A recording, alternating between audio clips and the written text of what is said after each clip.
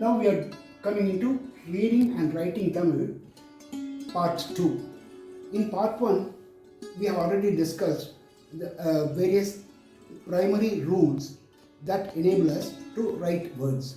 If you have already not seen that Part 1, please go through that part before you come to this, so that it makes it easier for you to understand this lesson. Otherwise, it might be a little difficult for you to follow.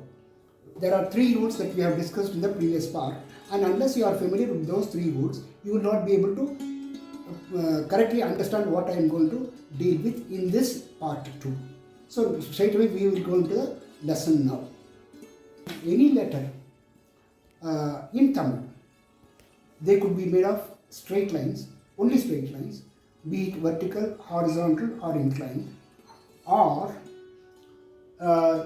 it could be made of straight lines and small curves, or straight lines with reasonably long curves, or curves alone without any straight lines.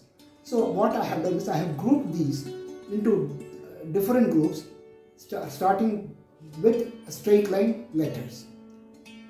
As we go on, we'll expand our knowledge and this one by going through the detailed letters based on the logic which I have already said.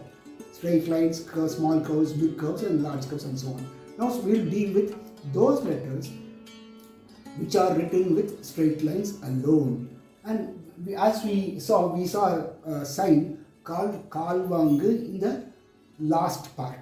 We'll start with that. This is Kalvangu, which we said is really not a letter but a sign which, when placed next to a letter, gives a prolonged vowel. Ka becomes ka, ta becomes ta, and so on. Now this is called Kalvangu. Now suppose we draw a line this. This is a letter, and this is a letter in Tamil, and this is Ra. This is Ra. Now, the moment you learn one letter here, you have already learnt 3 letters in this case. How is it? One is Ra. Apply the second rule, placing a dot on the top of the letter. What does it become? Ra.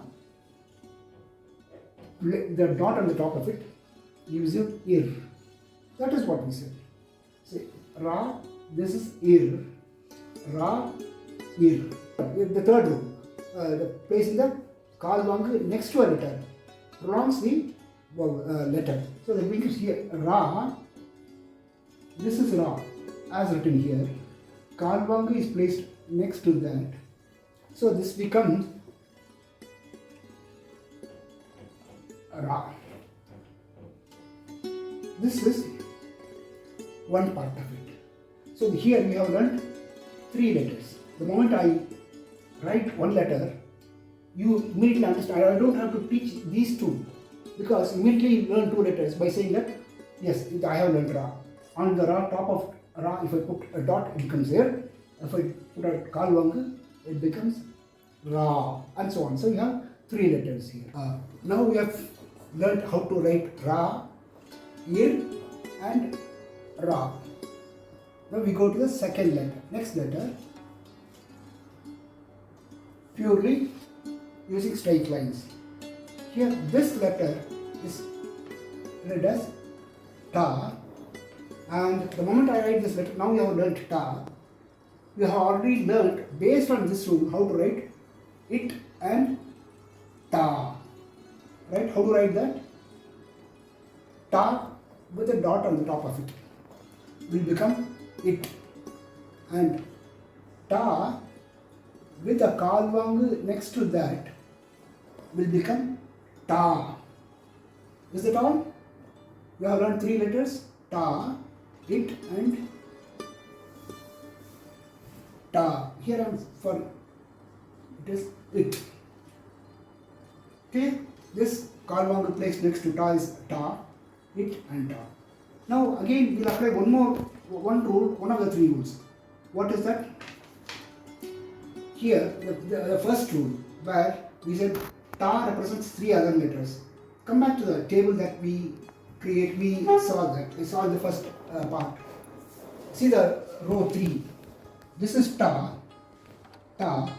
This ta represents the other 3 letters as well. Ta, da and da. So these 3 get merged into this.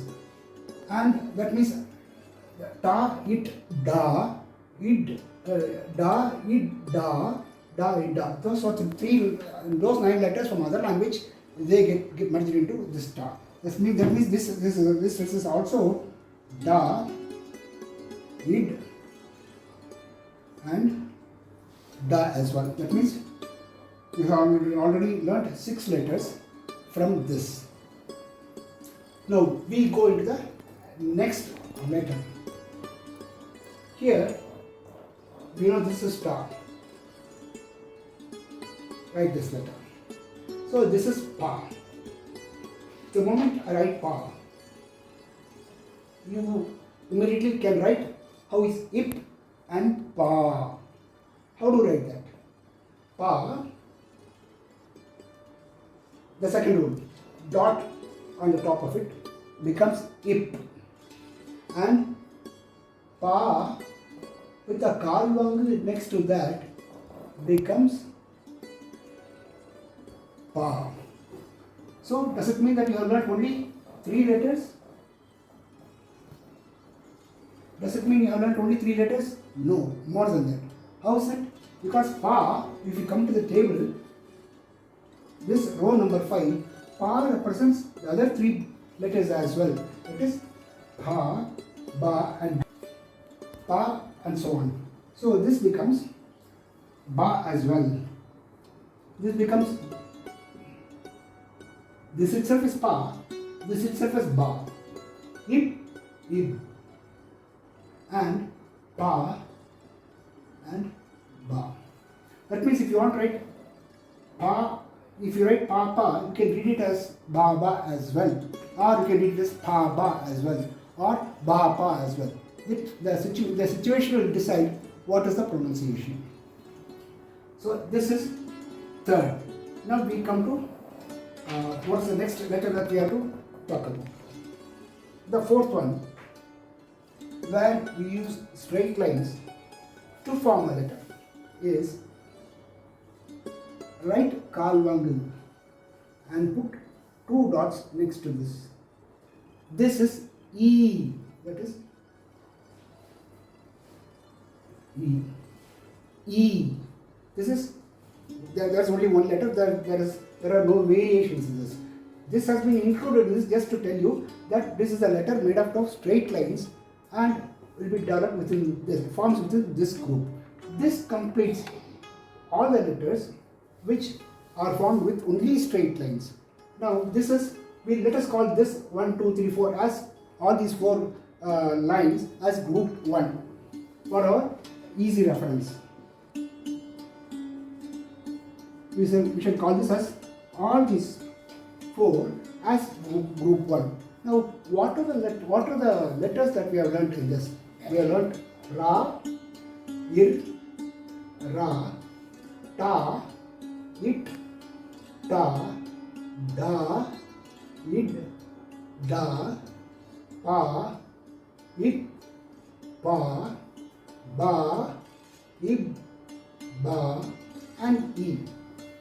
So with these letters, whatever we have learned with these letters, we will try to form some words. Now I certainly know that you already are familiar with the Tamil words because you speak Tamil at home, or at least you might have heard those words from other people, or otherwise familiar with. We will write out those letters, those words, simple words. So for example, let us write Tata. How to write Tata? Ta, ta. We write Tata. It could be pronounced as Dada as well. Now, this word by itself does not have any meaning. I just give you an example. That is all. Now we will go to those words where we have meanings. Now, so now we have learned how to write Tata but this could be read as dada, tada, or data in all the four combinations. Now next we go to the next. This does not have any meaning by itself. Just to demonstrate how to write this is what I have discussed here. We will go into some meaningful words. We will write par. Par, to see. Par. How do you write that? Par means pa. First we start with the letter pa, and then we have said par, which means that there is elongated vowel. That means kal vanga immediately. You have to write a kal vanga next to this. This is the third rule that we have discussed in the first part. Pa. Then we have to write ir. How to write ir? Ra, and apply the second rule, a dot on the top of it. So this becomes par. Par means to see. This could be read as bar as well, B-A-R.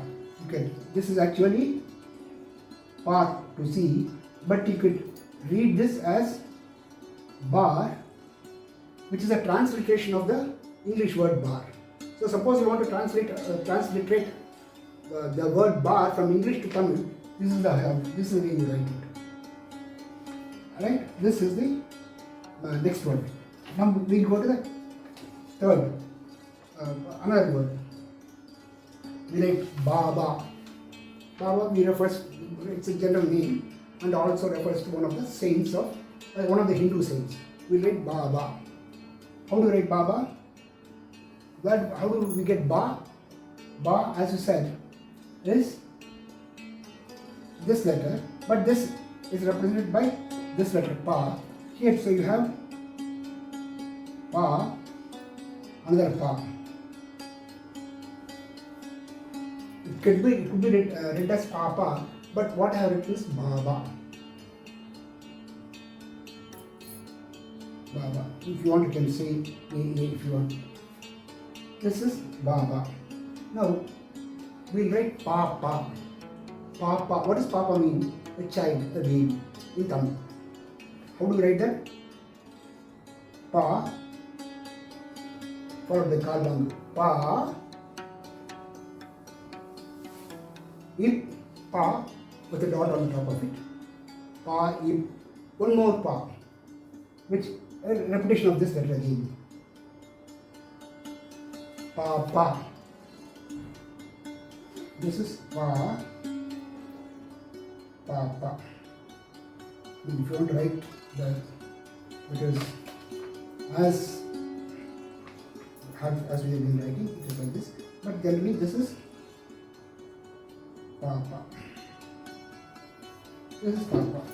Next we have one more transliterated word from English, but that is also used in Tamil. That is rubber. Rubber is eraser, as we know. Now, how do we write rubber? Now, we Ra, it is kal vanga with the extended leg at the bottom. Ra, ib. How do you write ib? Ba. Ba with a dot at the top. Ba means you have to write pa really. So, pa. This is ib. Then again, pa. Actually, ba, but pa is to be written here. So, pa. Ra, ib, pa. Ir. How do you write ir? Ra. And apply the second rule. Dot at the top of it. Ra, ib, ba, ir. Actually, this is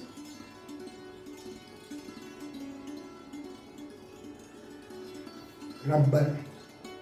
It could be pronounced as rubber also, but that is wrong. You know it's right, it is rubber and that is rubber. So we'll go into one more example, just to make ourselves familiar with the usage of these words. For those who are familiar with the olden Tamil, or who come from rural villages where Tamil is spoken, there is a word called Pata. Pata, I do not know. Mostly it is spoken in the villages. It is the masculine version of Party. Pata is grandfather. Party is grandmother. But most of us say Tata for Tamil speaking, we say Tata for grandfather, but there is also a version called Pata Party. That is the word. So we'll try how is Pata written here.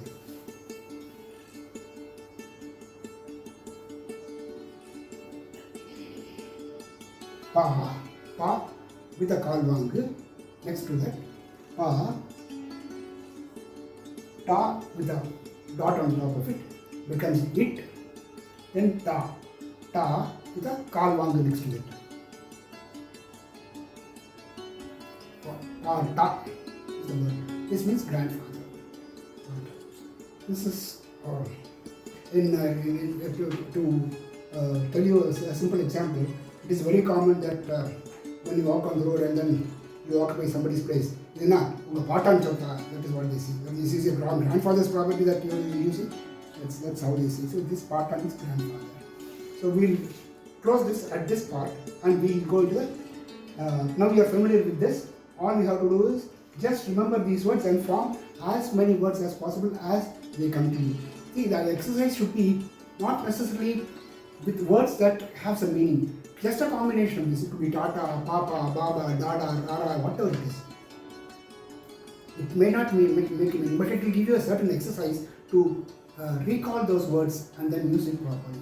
So I have just tried out some of these words. You could put out any number of words. Now we will go into the next group where straight lines plus a small curve is used to give a new letter. We will meet in the part 3. Thank you.